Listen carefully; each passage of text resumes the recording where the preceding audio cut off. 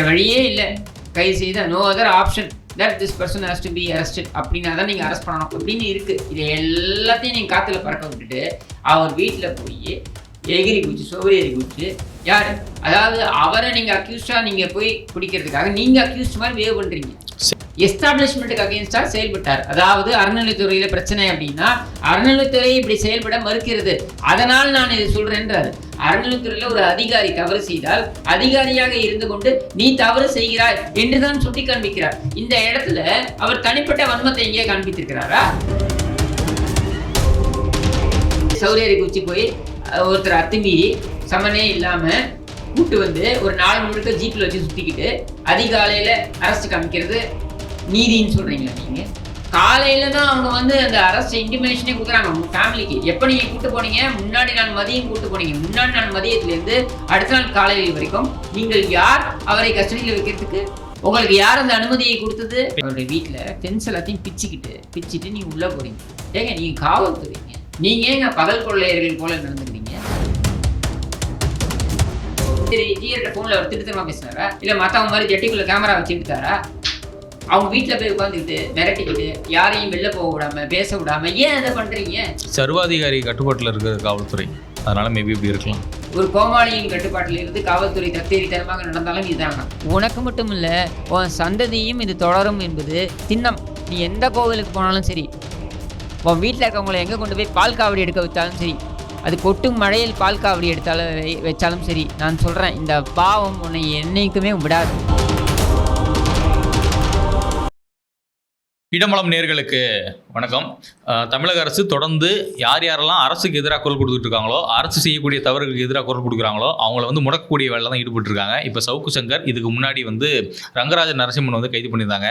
But கைது பண்ணதுக்கப்புறமும் அவருக்கு சில அநீதி நடந்திருக்கதா தகவல் வந்திருக்கு. நீங்கள் நம்ம அதை பற்றி தான் கிஷோர் கிஷன்கிட்ட கேட்டு தெரிஞ்சுக்க போகிறோம்.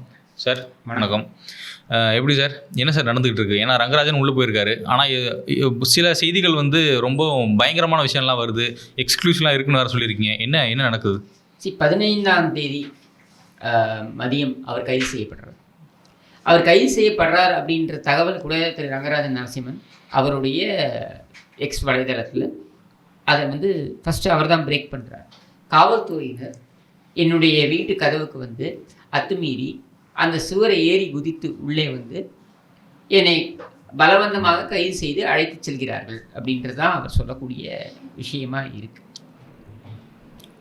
இந்த மாதிரி பலவந்தமாக கைது செய்வது, அழைத்து செல்வது அப்படின்றத காவல்துறையினர் தொடர்கதையாக வைத்திருக்கிறார்கள். இப்போ பிரச்சனை என்னன்னா, சமூக விரோதிகளாக இருந்து, சமூக விரோத சக்திகளாக இருந்து, ஆன்டி சோஷியல் எலிமெண்ட்னு சொல்லுவோம் இல்லையா, இந்த மாதிரி இருந்து சமூகத்திற்கு அச்சுறுத்தல் ஏற்படுத்தக்கூடிய நபர்களாக இருந்து இவர்களிடம் நீங்கள் இந்த கடினத்தை காட்டுகிறீர்கள் என்றால் அதை கூட நீதிமன்ற வழிகாட்டுதல்கள் ஏற்பதில்லை. இருந்தாலும் நீங்கள் அதை செய்கிறீங்க அப்படின்றத கூட நம்மளால் ஏற்றுக்க முடியும். சரி, ஆமாம், காவல்துறை கடுமையாக நடந்து கொண்டு தான் ஆக வேண்டும் அப்படின்னு சொல்லிட்டு.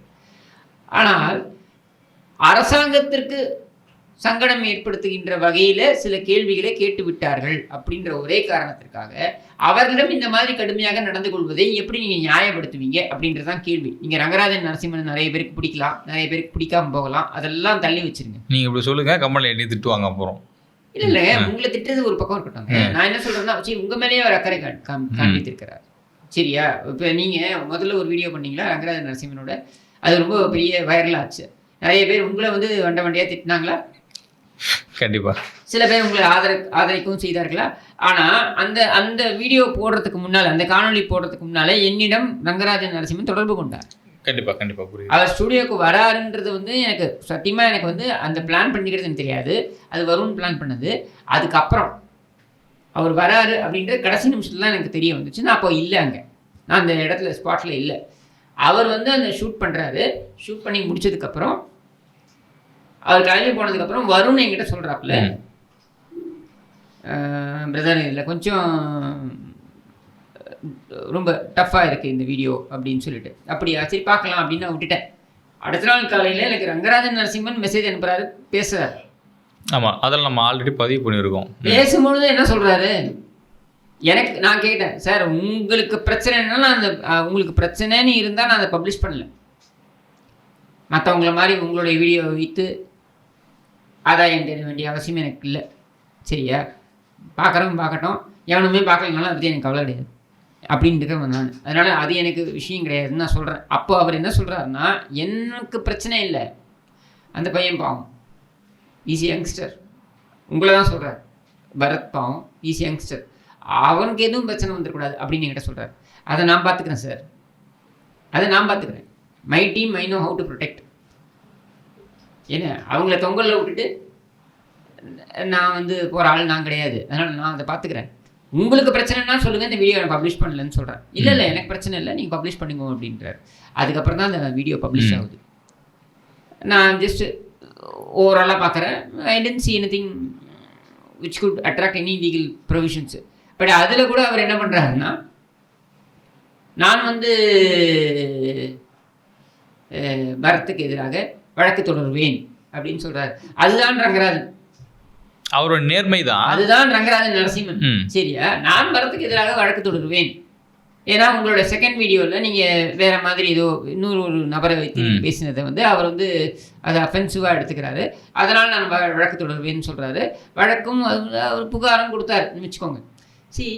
எதுக்கு சொல்ல வரேன்னா, ரங்கராஜன் நரசிம்மனை நீங்கள் எந்த ஒரு கோட்பாட்டுக்குள்ளும் அடைச்சிட முடியாது. கோட்பாடுன்னா நான் அரசியல் சார்ந்த கோட்பாட்டுக்குள்ளே நீங்கள் அடைக்க முடியாது. அப்போ அவர் வந்து அவருக்கு எது சரின்னு தோணுதோ அதை செய்யக்கூடிய ஒரு நபர். இவ்வளோதாங்க அவர். இவரை டிஃபைன் பண்ணணும்னா இவ்வளோதான் அவர். அவர் வந்து திமுகவுக்கு எதிரானவரோ, அதிமுகவுக்கு எதிரானவரோ, பாஜகவுக்கு எதிரானவரோ, இல்லை ஆதரவானவரோ அப்படிலாம் கிடையாது. அவரை பொறுத்த வரைக்கும் அவர் மனதில் இது சரி என்று தோன்றினால் அதற்கு அவர் நிற்பார். இது சரியில்லைன்னு தோன்றினால் யாராக இருந்தாலும் அவர்களை எதிர்த்து பேசுவதில் அவர் தயங்கவே மாட்டார். இவ்வளவுதான். சரியா? உங்களுக்கு அவருடைய சித்தாந்தத்தில் உடன்பாடு இருக்கணும்னு அவசியமே கிடையாது. நீங்கள் நேர் எதிர்ப்பதத்தில் கூட இருக்கலாம்.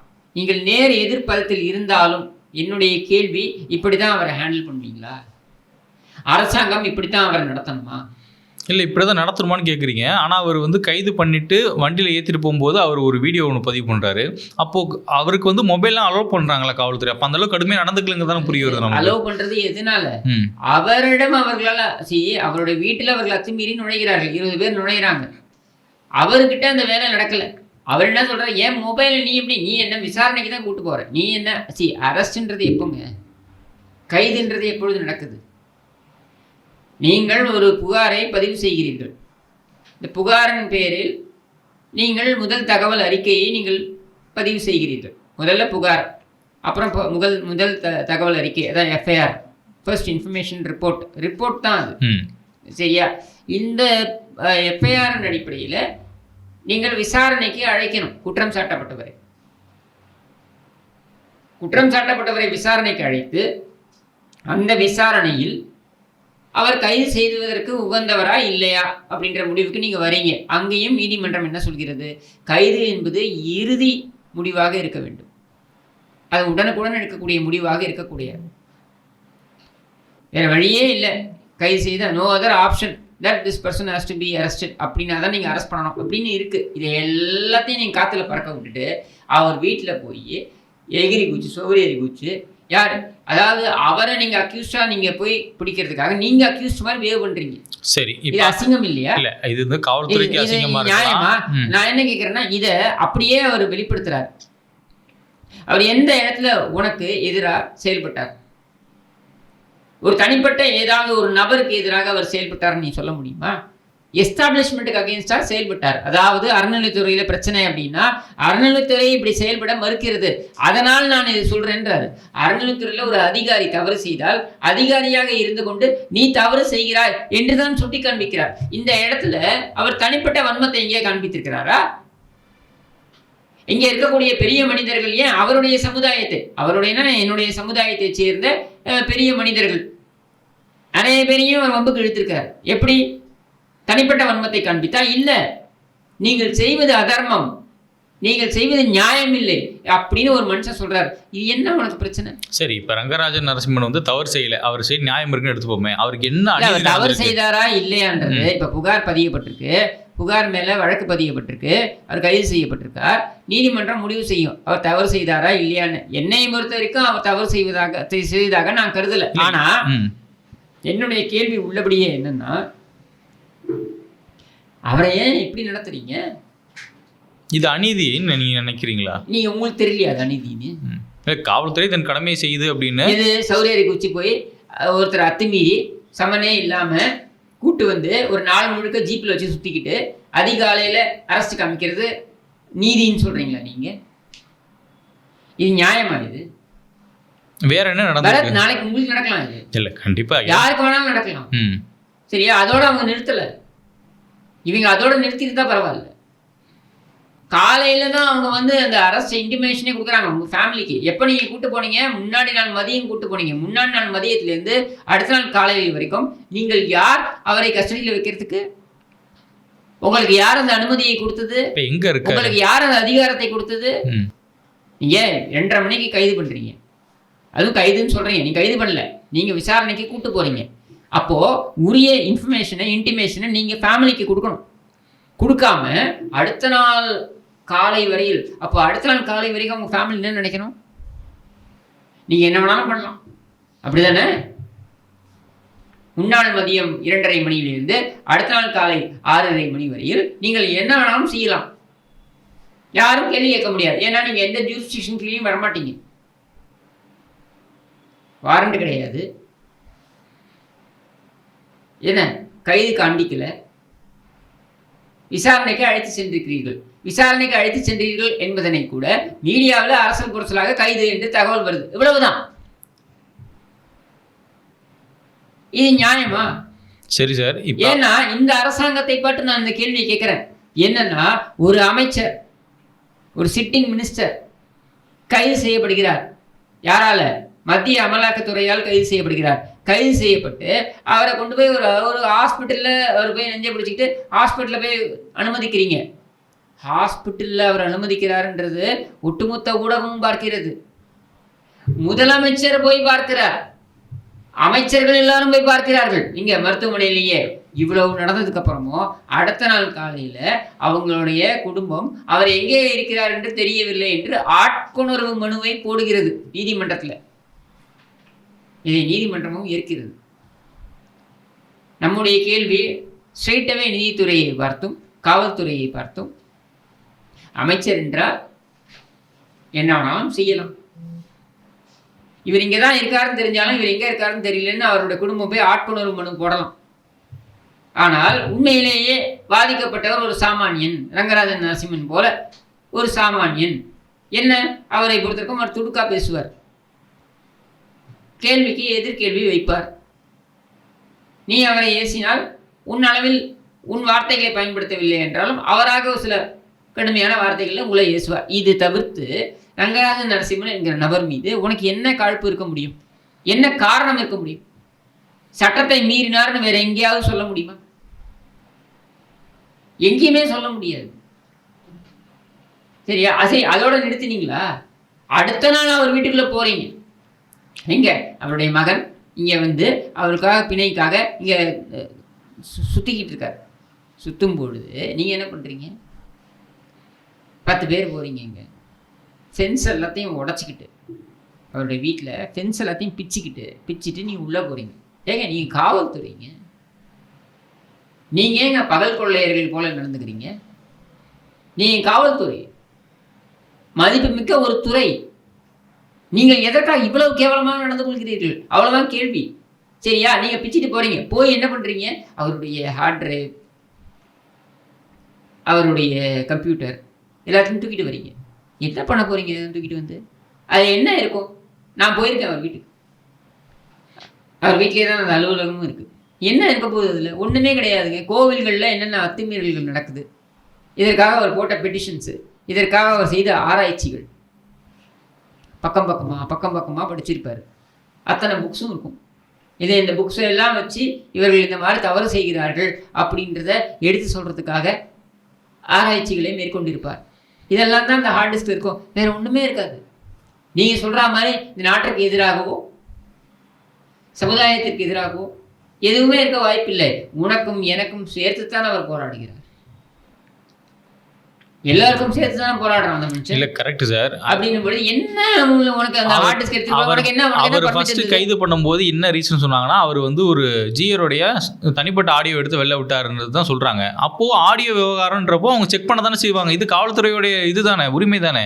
இதை நம்ம போய் அத்துமீறல் எப்படி சொல்ல முடியும்? என்ன செக் பண்ணி இல்ல வேற எதனா டேட்டா இருக்கு அப்படின்னு செக் பண்ண போறாங்க. என்ன டேட்டா இருக்க முடியும்? எங்க ஜிஆர்ட்ட போன்ல பேசுறாருங்க. என்னங்க டேட்டா இருக்கு? இல்ல ஒளிவு முறை இருக்கு? என்னங்க ஒளிவு முறை இருக்கு? ஜிஆர்ட்ட அவர் போன்ல அவர் தான் ஓப்பனா சொல்றாரு. அவர் சரி ஜிஆர்ட்ட போன்ல அவர் திருத்தமா பேசினாரா, இல்ல மத்தவங்க மாதிரி ஜட்டிக்குள்ள கேமரா வச்சு எடுத்தாரா? அதெல்லாம் பண்ணலையே. அவர் என்ன சொல்றாரு, அடியன் ராமானுஜதாசன் அப்படின்னு சொல்லி அவர் ஆரம்பிக்கிறாரு. நான் வந்து இன்னார பேசுறேன், நீங்க இன்னார் தானே அப்படின்றார். அவரும் ஆமாம் நான் இன்னார் தான் அறிமுகப்படுத்திக் கொள்கிறார். அறிமுகப்படுத்திட்டு இவர் என்ன நேரடியான கேள்விதான் கேட்கிறாரு. இந்த மாதிரிலாம் நான் கேள்விப்படுறேனே, இது உண்மையான்னு கேட்குறாரு. இதை விட ஒரு நேர்மையாக ஒரு மனுஷன் எப்படிங்க ஒரு ப்ரொசீஜரை கொண்டு போக முடியும்? ஏங்க ஜேர்னலிசமில் அடிப்படையாக தாங்க. ஒரு தகவல் எனக்கு வருது, இந்த தகவல் நான் ஒருத்தருக்கு ஃபோன் பண்ணி கேட்குறேன், வணக்கம் இப்படியான ஒரு தகவல் வருகிறது, இந்த தகவல் உண்மையா அப்படின்னு நான் கேட்குறேன். ஆமாங்க உண்மைதான் அப்படின்னு அவர் சொல்கிறாரு. சரியா, சரிங்க நன்றி அப்படின்னு சொல்லிட்டு நான் வைக்கிறேன். நான் கேட்டேன், அவர் சொன்னார், இதை நான் வெளிப்படுத்துறேன். இதுல எந்த இடத்துல அத்துமீறல் நடந்திருக்கு சொல்லுங்க. ஆனா தகவல் சொன்ன சோர்ஸை வெளில சொல்லக்கூடாது. அது ஜேர்னலிசம் தானே வருது. எது தகவல் சொன்ன சோர்ஸை வெளில சொல்லக்கூடாது. தகவல் சொன்ன சோர்ஸ் வேறு ஒருத்தர் குறித்து சொல்லி இதை வெளியே சொல்ல வேண்டாம் என்று அவர் பதிவு செய்திருந்தால், அதை இவர் வெளியே சொல்லியிருந்தால் அது தவறு. இல்ல வழக்கு போட்டதே அந்த சோர்ஸ் தான். சோர்ஸ் சொல்லி தான் கம்ப்ளைண்ட் பண்றாங்க. போடலாம் பாஸ், நான் கூட உங்க மேல வழக்கு போடலாம்.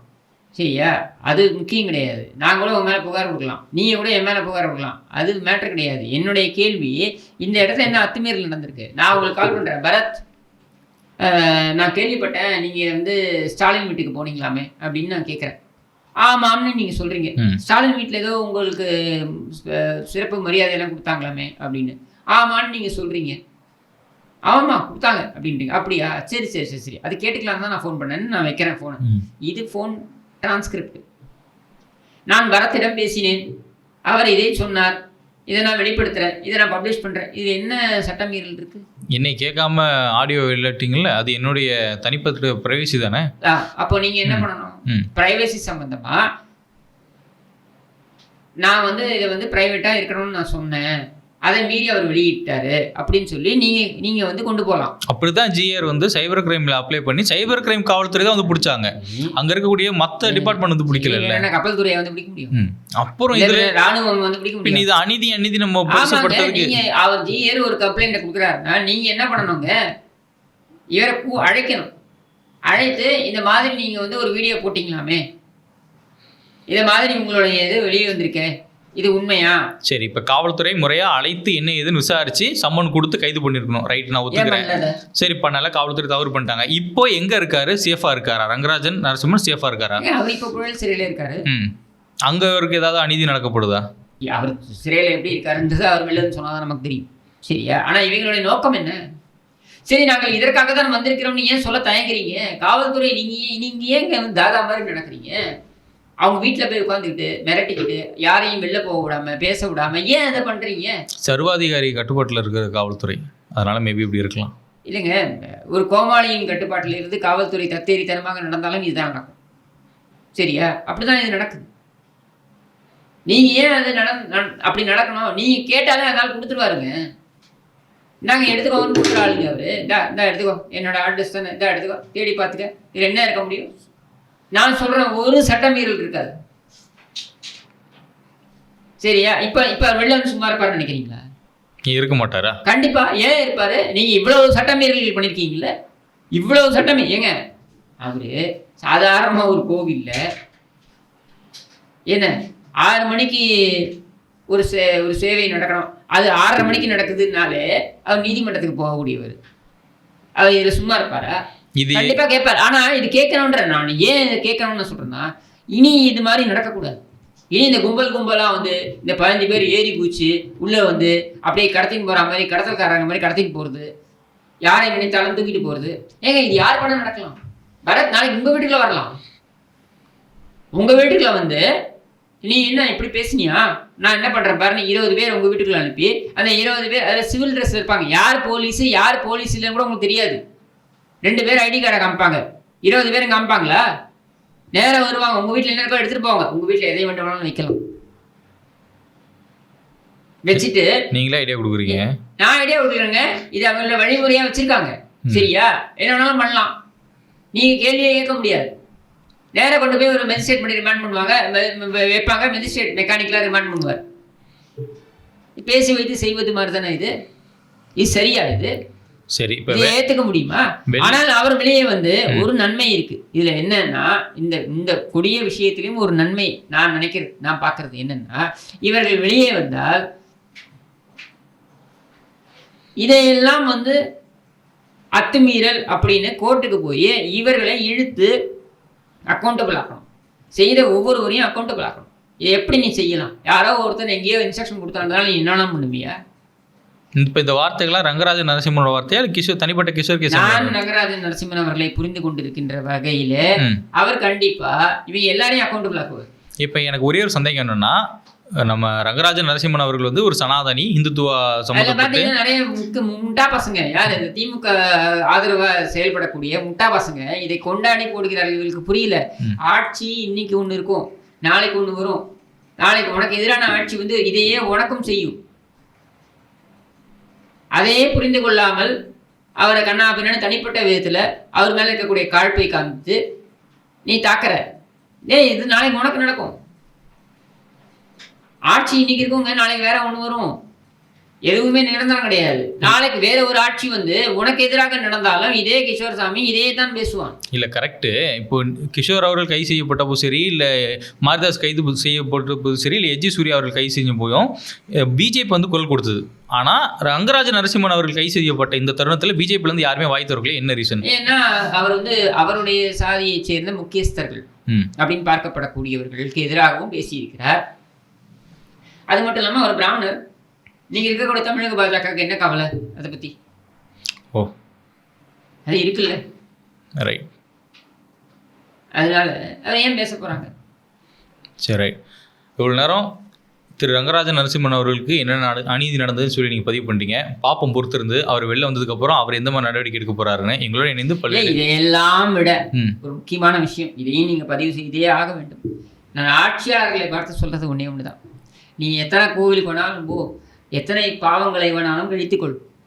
ஆனால் இது போன்ற பாவ செயல்கள் இருக்கு இல்லையா, இதை நீ எங்கு சென்றாலும் கழிக்க முடியாது. இது உனக்கு மட்டும் இல்லை, இதை நான் அப்படியே சொல்றேன், எழுதி வைத்துக்கொள். உனக்கு மட்டும் இல்லை, இது பிராமணன் இல்லைங்க, இது பிராமணன் இல்லை. நாளைக்கு எந்த சமூகத்தை சேர்ந்த அப்பாவை நீ செய்தாலும் என்னை பொறுத்த வரைக்கும் இந்த விஷயத்துல அந்த மனுஷன் அப்பாவி தன்னுடைய குரலை உயர்த்தி பேசி இருக்கிறார் உனக்கு எதிராக. இதை செய்த பாவத்திற்கு உனக்கு மட்டும் இல்லை, உன் சந்ததியும் இது தொடரும் என்பது திண்ணம். நீ எந்த கோவிலுக்கு போனாலும் சரி, உன் வீட்டில் இருக்கவங்களை எங்கே கொண்டு போய் பால் காவடி எடுக்க வச்சாலும் சரி, அது கொட்டும் மழையில் பால் காவடி வச்சாலும் சரி, நான் சொல்கிறேன், இந்த பாவம் உன்னை என்னைக்குமே விடாது. சரி, ரைட்டு, பொறுத்து பார்ப்போம். அந்த பாவத்தெல்லாம் கழுவுறதுக்கு யாரை கால கழுவுறாங்கன்னு எங்களோட இணைந்து பல்வேறு கேள்விகளுக்கு மிக சிறப்பாக பதில் கொடுத்ததுக்கு நன்றி சார்.